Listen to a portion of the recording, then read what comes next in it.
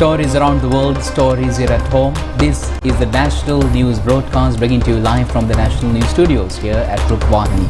We're ready to bring you the top stories here at home and around the world. I'm Charita Binupuranachi. A very good evening indeed. I'm Sharifa Tahir. Let's take a look at the headlines. Official reserve assets of Sri Lanka have increased. Lohan Ratwata and his wife further remanded. Postal voting to end tomorrow. The Prime Minister says problems in education would be solved to suit the present situation. Sri Lanka gains the maximum preference of global tourists, also receives a Wanderlust Gold Award. Online passport system successful. Donald Trump is set to appoint the cabinet.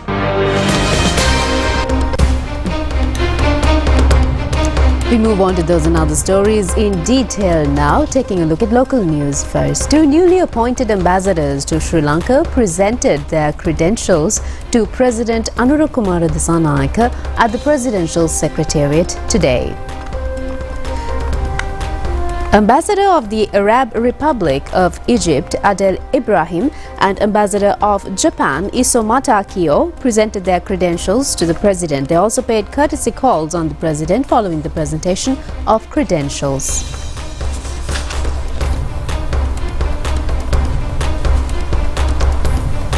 Former State Minister Lohan Ratwata and his wife have been remanded again till the 18th of this month. They were produced before the Gangodawila Magistrate Court, where the order has been issued to this effect. Police received information on 25th of last month regarding the wife of Lohan Ratwata keeping her possession of a plates luxury vehicle at her Mirihana residence. After reporting about it to the court, the vehicle was taken into police custody on the 26th of last month. Lohan Ratwata and his wife, who were taken into custody after interrogations by the Mirihana police and then produced before the court. They were under custody till today. They have been again kept under custody after being produced before the Gangodawila Magistrate Court. DIG Ruwan Gunasekara said that it has been revealed during the investigations that the suspect has been using different number plates in the same vehicle from 2020 onwards. He added that video recordings in this respect have also been recovered. He pointed out that an offence has also been committed under the Customs Act and also under the Motor Traffic Act. Postal voting in the general election will end tomorrow. The campaign for the general elections is expected to end at midnight on 11th of this month.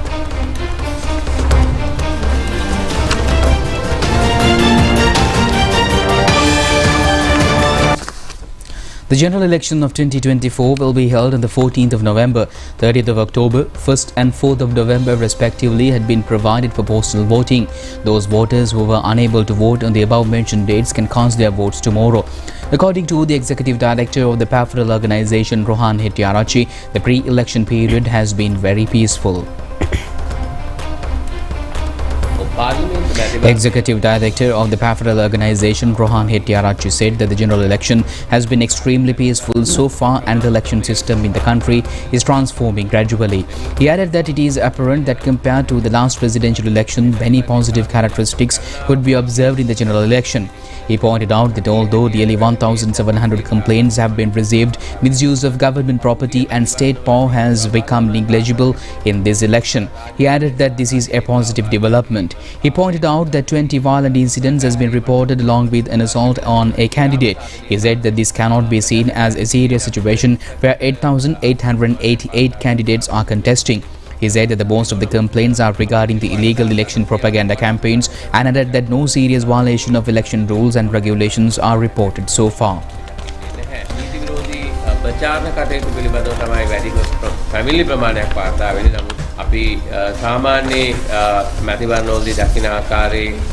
ප්‍රචාරණ තත්ත්වයන් මැතිවරණ නීතිය බරපතල ලෙස උල්ලංඝනය කිරීම මේ මැතිවරණයේදී දකින්නට නැහැ.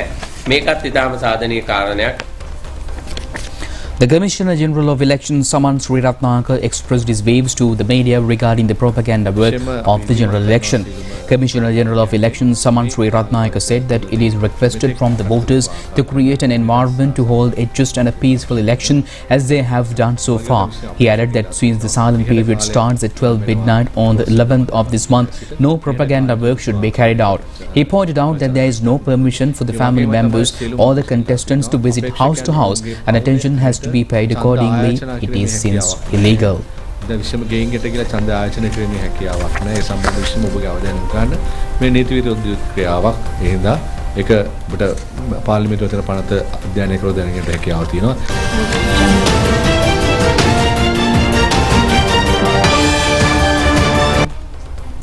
Sri Lanka's official reserve assets has increased to $6.46 billion in October 2024 from the $5.99 billion recorded in September this year.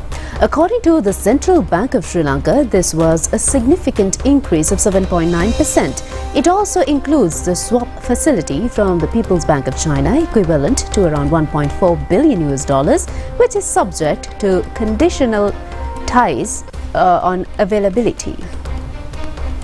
Sri Lanka's gross foreign reserves are made up of central bank's monetary reserves and fiscal reserves from loans. Sri Lanka signed a $200 million World Bank loan in October, and it is not clear whether it was disbursed. Sri Lanka's central bank has operated a deflationary policy for over 2 years, leading to balance of payment surpluses. The agency has also allowed the rupee to appreciate amid an IMF program allowing some of the inflation created during the crisis to reverse. Central bank's net reserves, which were negative by $4.6 billion at the height of the last currency crisis, has now come to close to zero by September. The central bank has repaid both International Monetary Fund and Reserve Bank of India loans.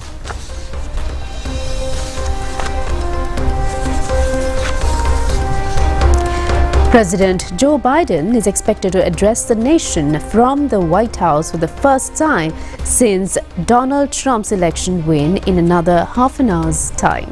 And meanwhile, Donald Trump is weighing appointments to his top team ahead of his return to the White House after Kamala Harris vowed a peaceful transfer of power. In a decisive victory, Trump won 5 of the 7 battleground states and is ahead in the final 2 yet to declare, Nevada and Arizona. Republicans have retaken control of the US Senate, and they also lead the contest to control the House of Representatives, but it could take days for a final result. During his campaign, Donald Trump made a few promises, some more concrete than others, about he wants to see in his administration. A few important names have been emerged, such as Steve Walz, Robert F. Kennedy Jr., Mike Pompeo, RC General, and billionaire Elon Musk. As investors digest Donald Trump's election victory, the U.S. Central Bank is set to announce its latest decision on interest rates shortly. The Federal Reserve is widely expected to cut its key rate for the second month in a row as the pace of rise. Trump's win on yesterday sent us US dollar soaring by about 1.65% against currencies, including the pound, euro, and Japanese yen. Meanwhile, the Justice Department and U.S. Special Counsel Jack Smith are in discussions about winding down federal prosecutions against Donald Trump.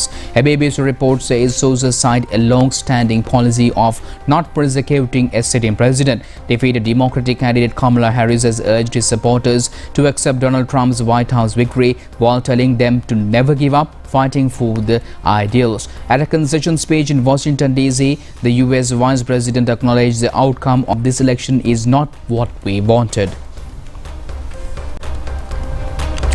And meanwhile, the Prime Minister Dr. Harini Amarasuri says that steps would be taken to solve the problem in the education sector of this country would not be solved to suit the present situation. She expressed these views addressing a meeting held in Kandy. This meeting was organized to confirm the victory of candidates contesting from the National People's Power in Kandy districts. Teachers and people's representatives of the party, along with the others, participated in this meeting.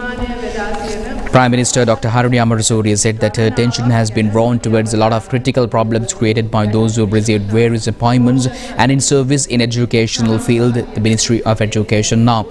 She pointed out that promotions are not given and salary discrepancies exist. She also said that the privileges that are due and the professional respect is also not provided. She added that these problems were there for a long time and have also been created. She expressed these views since there is no consensus on this matter. Solutions have been provided in a hurry, which is not proper. She concluded that the entire problem has become extremely complex, but it has to be provided with a solution as soon as possible.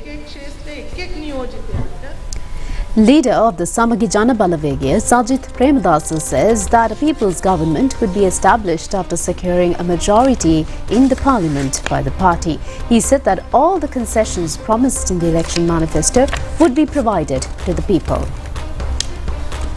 Sajjad Premadasa expressed these views participating in a meeting held yesterday in Gampaha area. People's representatives and party members along with others participated in this meeting organised by the SJB. Leader of the Samagi Jana Balawegaya, Sajjad Premadasa, said that a government of the common man will be established definitely after securing a majority in parliament in the coming general election. He added that the promises given to the people will also be fulfilled as per the election manifesto presented to the people. He also said that concessions would also be provided to the people who have been struggling to live for a long time. Sajjad Premadasa also said that the Samagi Jana Balawegaya government to be formed in the future would take constructive steps to provide a strong livelihood for the citizens of the country.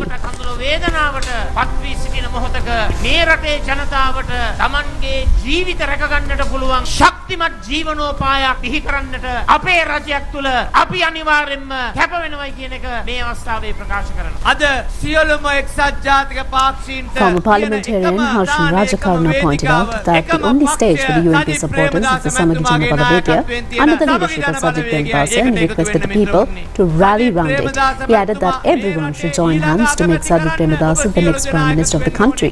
He also said that the voters should cast their valuable vote for the party on the 14th of this month in order to secure a prosperous future for their children and the future generation.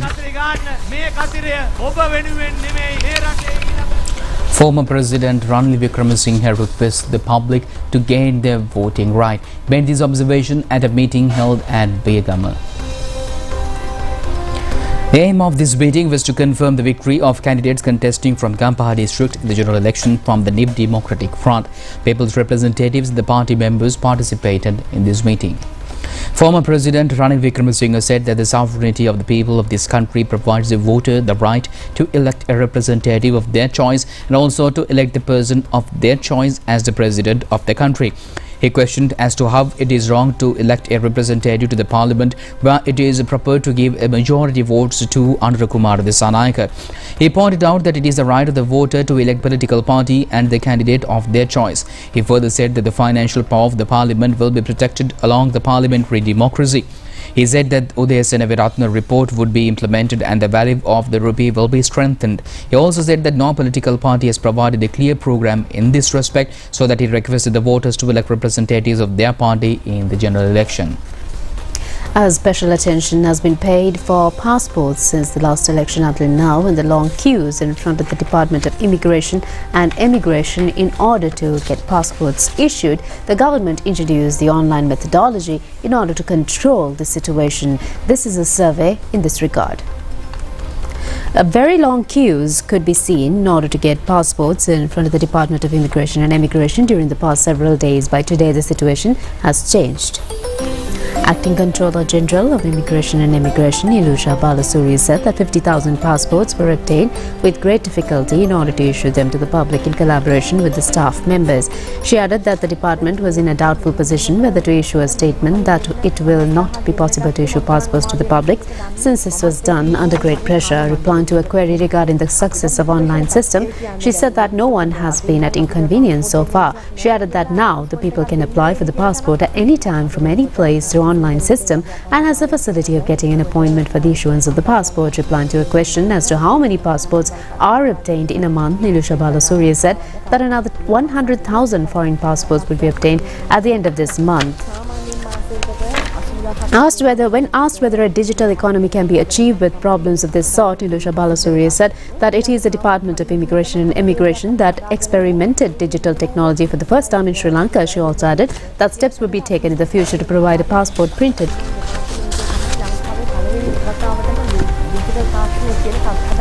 And meanwhile, Sri Lanka has been voted the most desirable island in the world at the Wanderlust Rail Awards in 2024 in London. At the prestigious Wanderlust Reader Travel Awards 2024 held in London, Sri Lanka emerged as the most desirable island in the world, making a significant milestone in its tourism recovery journey. More than 200,000 passionate travellers voted for Sri Lanka, reflecting the island's powerful appeal and diverse attractions. Sri Lanka has risen from last year's 8th place to take gold in one of the awards in one of the most thrilling turnouts.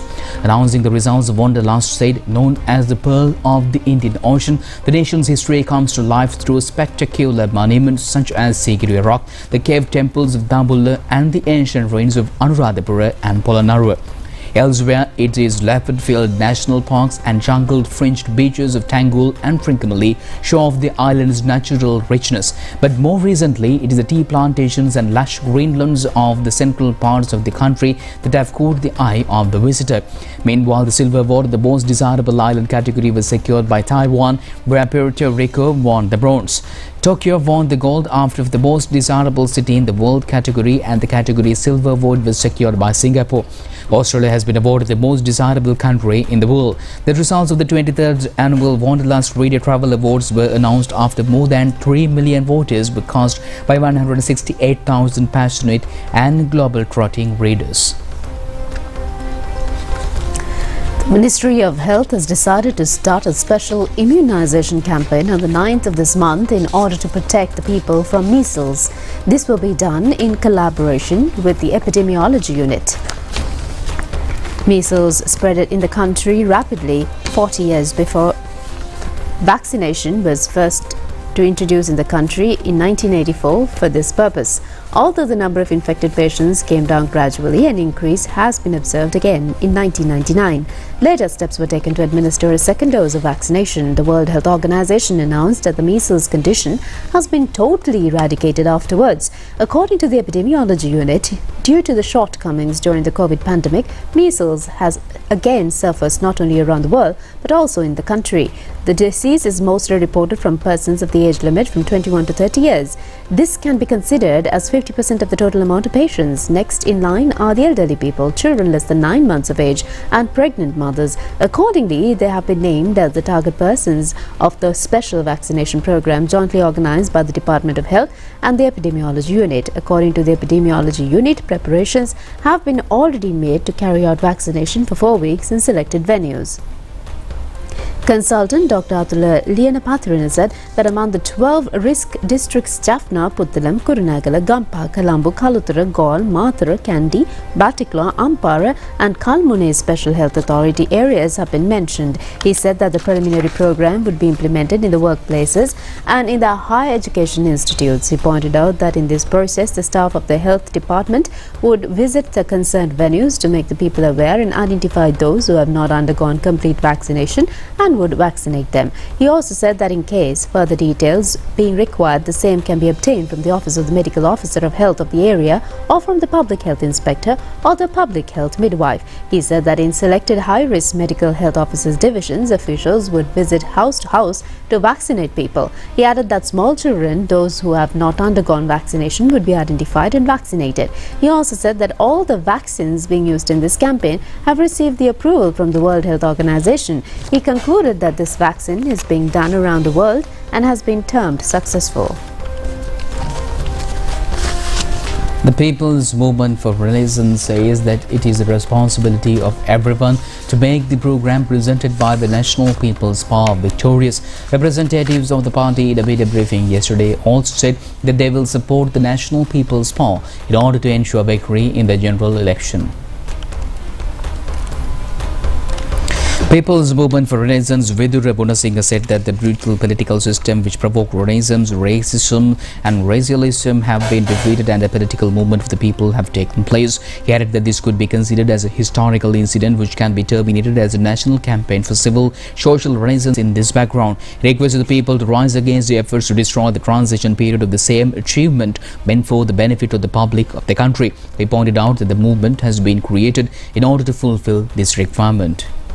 People's Movement for Renaissance Southern Tutugala pointed out that the victory at the presidential election by NPP is not a victory of a single person or a single party. He said that the achievement is the change of the general public wanted to happen during the past more than 70 years in this country in order to change the brutal political system. He also said that the people who had been suffering for a long time were able to achieve this success on the 21st of last September. He said the victory has to be safeguarded by each and everyone, and also pointed out that the program of NPP is now in front of the people and the party has the responsibility to make the program which has been accepted by the people a success.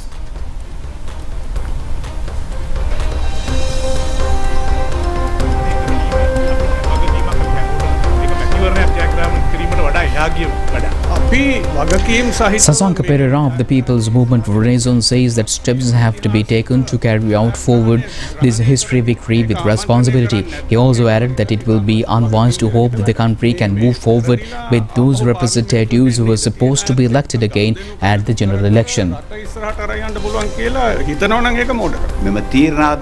Brito Fernando of the People's Movement for Renaissance is also of the opinion that the NPP has a special responsibility to select the most suitable method in order to win the challenges posed by the present crucial situation. He added that it should not be forgotten for the civil organizations as a special responsibility in assisting this process. It has been decided to complete the construction work of the Eastern Container Terminal of the Colombo Harbour urgently. As per instructions given by Minister Vijitha Herath, it has been planned to complete the construction work by 30th of June next year. The Eastern Container Terminal of the Colombo Harbour has been a topic of discussion in the country recently. The construction work, which has been going on from January 2022, has not appeared to be completed for many years. Accordingly, Minister Vijitha Herath instructed the concerned officials to complete the construction on an accelerated basis. Cabinet approval has also been granted to reduce 20% tax out of an amount of $750 million allocated for the purchase of equipment to carry out construction work of the terminal. Accordingly, services in the Eastern Container Terminal is expected to start in the mid of next year. The Coconut Research Institute has taken steps to provide coconut on concessionary price to the public after purchasing coconut from government estates in order to control the existing coconut prices. So far, coconut plantation of this country covers about 485,000 acres. The annual production of coconut has been around 2,600 million to 3,300 million nuts. Due to the varying climatic conditions, the yield differs on certain years. Out of the annual production of coconut, 1,700 million to 1,800 million required for the local consumption, and the remainder is about 70%. The Coconut Research Institute points out that the remaining 30% has been reserved for export. Somehow, according to the institute, sufficient yield of coconuts is not available for either export or consumption. Acting Director of the Coconut Research Institute, Dr. Naini Arachige, said that coconut production, when considered year-wise, fluctuates in certain years where the yield becomes high or low. She said that rainfall and the temperature has been considered as main factors in this respect. Coconut planters point out that the contribution of the officials in order to expand their plantation or to receive instruction in order to develop coconut plantations is minimum. Acting Director of the Coconut Research Institute, Dr. Naini Arachige, also said that it has become essential to use fertilizer at least to a certain extent. She added that the institute has requested the government to provide a subsidy for coconut in the same way it is given for a tea plantation. Anyway, responsible attention has to be paid in popularizing coconut plantation, which is one of the main economic crops of our country. It would help to raise the export economy to a high level and to control the price of coconut, due to which a crisis situation has arisen in the market. The National Bhikkhu Front accuses that those groups which should not be in Parliament are trying to create religious clashes among the people. The Secretary of the Front, Venerable Wakamule Uditathera, expressed these views in a media briefing held yesterday afternoon at the Naigala Vihare in Veerakatia. Secretary to the National Bhikkhu Fund Venerable Vakamulle Uditathera said that those groups should not be in the Parliament, People's Supreme Institution called the Parliament, have been rejected by the people. The Venerable Thera said that the same people are using social media for their main election campaigns. The Venerable Thera also said that these groups always use religion to create clashes among the people and create poison in the holy war, are also interfering in this process by creating unnecessary situations. Thera pointed out that a certain group raised an issue on the election date, stating that it is an obstacle in holding the Katina Pinkama. Thera also said that 45 viharas where voting centres had been earlier declared have been shifted to other locations. The government informs the public that those who have become victims of online financial scams through social media such as WhatsApp has been requested to inform the Police Computer Crime Investigation Division. This has been stated in an announcement issued by the Department of Government Information based on the rising cyber crimes. The communique points out that the incidents of the people becoming victims of financial crimes are increasing through the communication tactics carried out in social media networks, including WhatsApp. These include cases such as hacking WhatsApp accounts and trying to gain access to people in the contact list. The Sri Lanka Computer Emergency Response Forum or CERT Institute declares that criminals are compelled to fraudulently obtain the passwords, one-time password numbers or codes received on the mobile phone. CERT Institute requests the public not to provide confidential information such as passwords and codes to anyone through your social media accounts. These measures have been taken after several reports of the public being financially defrauded through the hacking of social media accounts such as Facebook and WhatsApp. The public has also been requested not to open links or respond to requests for one-time passwords, codes or financial aid sent via SMS or WhatsApp messages. Complaints can be filed by sending emails to the Police Computer Crime Investigation Division via dir.ccid@police.gov.lk. Now let's move on to some more local news items in brief. The Financial Intelligence Unit of Sri Lanka has entered into a Memorandum of Understanding with the National Secretariat of Non-Governmental Organizations. The aim of the MOU is to exchange required information in order to file cases and to conduct investigations about persons connected with money laundering, providing finances to terrorists and allied crimes. A foreign national who had stolen cocaine narcotics of the value of 10 million rupees has been taken into custody from Kota Road area in Borala. According to police, an amount of $500 and some other foreign currency notes has been recovered. According to our correspondents, another person has also been taken into custody along with 4,700 milligrams of cocaine narcotic. It has also been possible to take the foreign national into custody along with the information revealed for two suspects taken into custody with 279 grams of cocaine narcotic.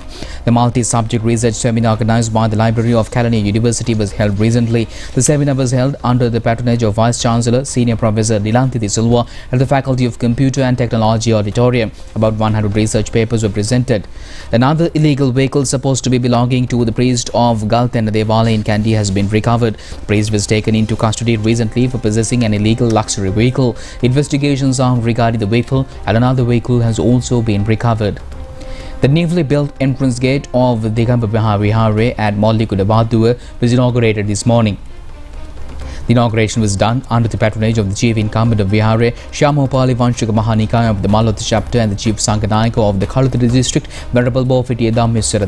This has been constructed from a donation at a cost of 30 million rupees. That's it on local stories. Stay tuned with international stories after this break.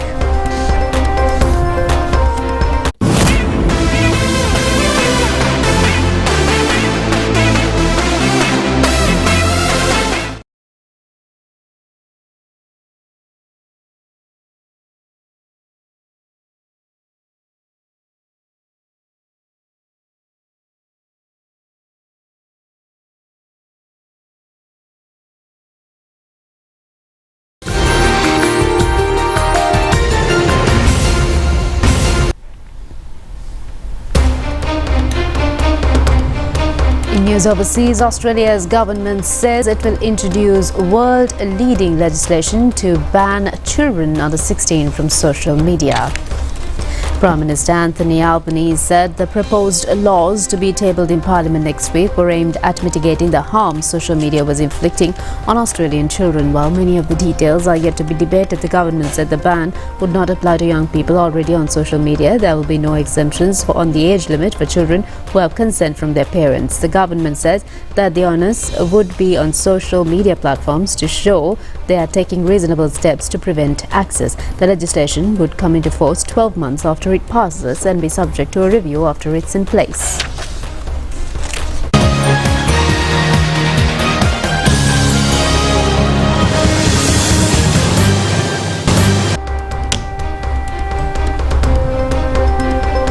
Moving on to sports news, Sri Lanka A cricket team, which is participating in a one-day international tournament with Pakistan A cricket team today, left the island. And the tournament is due to start on the 11th of this month in Pakistan. Before leaving, the Sri Lanka cricket team today participated in religious observances and received blessings at Sri Lanka cricket. This tournament includes 2 4-day matches and 3 one-day internationals. Nuwanithu Fernando will be the captain of the one-day tournament, while Pasindhu Surya Bandara will be the captain for the 4-day tournament. And with that, we conclude tonight's news, which is tomorrow at the very same time. I'm Charita, signing with Sharifa. Stay safe. Good night. Good night.